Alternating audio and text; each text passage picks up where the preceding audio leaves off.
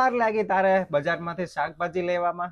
અરે બહુ ટ્રાફિક હતું બજારમાં. ઈ બધું છોડો, આ પકડો, હું આવું ગાડી મૂકતા હું.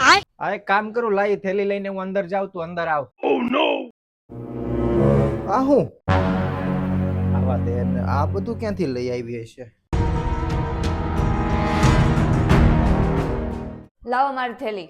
થેલી હું તને પછી આપું, પેલા મને તું ઈ વાતનો જવાબ દે કે આ શાક વાળા કપડા રાખવા માંડ્યા કે કપડા વાળા શાક રાખવા માંડ્યા? અરે પણ શાક કેટલું મોંઘું હતું ઈ તમને ખબર છે? કેમ કેટલું મોંઘું હતું? એટલે પણ તું જે લેવા ગઈ હોય ઈ લાવાય ને, પણ તી તો લાવી જ નહીં, તારા કપડા લઈ આવી. અરે પણ બહુ મોંઘું હતું. 250 લાવું તો ઈ આપણને બેને થઈ નો રે, અને કિલો લાવું તો કેટલું મોંઘું પડે. બધાના 100 રૂપિયા ને 80 રૂપિયા જ હતા. એક કામ કર, પેલા તું ખુરશી લઈને બેસી જાય મારી સામે, હું પછી તને બધી વાત કરું. હવે મને તું ઈ વાતનો પેલા જવાબ દે કે તું આ શાક લેવા ગઈ હતી ને આ તું આ કપડા ક્યાંથી જોઈ ગઈ? અરે પણ આટલું બધું શાક મોંઘું હતું, 150 રૂપિયાનું કિલો ને 80 રૂપિયાનું કિલો હતું, તો કેવી રીતના લાવું? પછી બાજુમાં એક દુકાન જોઈ ગઈ, ત્યાં 100 રૂપિયા 150 રૂપિયાના ટોપ મળતા હતા, તો પછી ઈ જ લવાય ને. શાક શું કામ ને લાવું? હવે હું મારે આ ટોપ ને ખાવાના?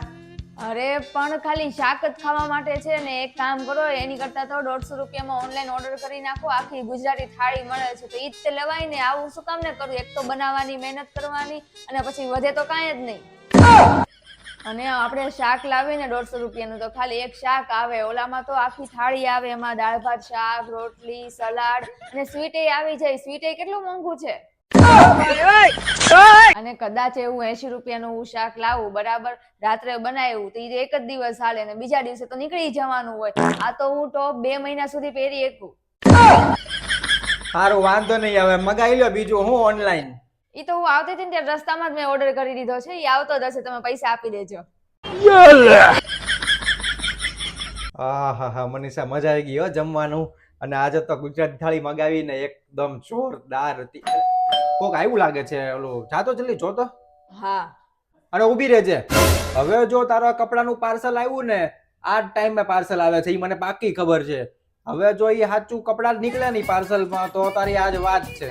અરે પણ મને જોવા તો જવા દો, કોણ છે એમ. તમને ખબર જ છે કે કપડા વાળો જ છે. હા જોયાય આવ એટલે હમણાં ખબર પડી જશે મને. જોઈએ હમણાં કોને ખબર પડે છે. Madam parcel. હા. ઓ નો.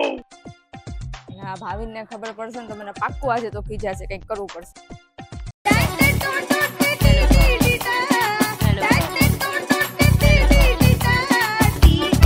કોણ હતું?